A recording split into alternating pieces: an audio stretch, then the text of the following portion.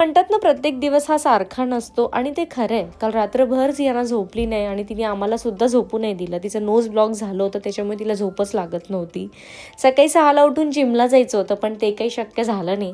9:30ला उठलो. प्रणवच्या ऑफिसच्या कामांना लागला आणि मी घरच्या कामांना लागली. इथे प्रणवच्या ऑफिसचे कॉलसुद्धा स्टार्ट झाले होते आणि जियाना त्याला ते अटेंड करू देतच नव्हती. म्हणून मग ब्रेकफास्ट झाल्यानंतर लगेच मी तिला घेऊन गेली भाग्यश्री ताईकडे. आणि तिथे पण मी काही शांतपणे गेली नव्हती. भाजीची पिशवी सोबत घेऊन गेली होती. तिच्या घरी बसून भाज्या तोडल्या, घरी आले, लगेच रेडी झाली आणि जियानाला घेऊन गेली हॉस्पिटलमध्ये.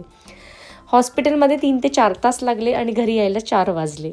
4 वाजता येऊन स्वयंपाक केला, आम्ही दोघांनी जेवण केलं, ती मेडिसिन्स घेऊन झोपली आणि मी परत माझ्या कामांना लागली संध्याकाळच्या.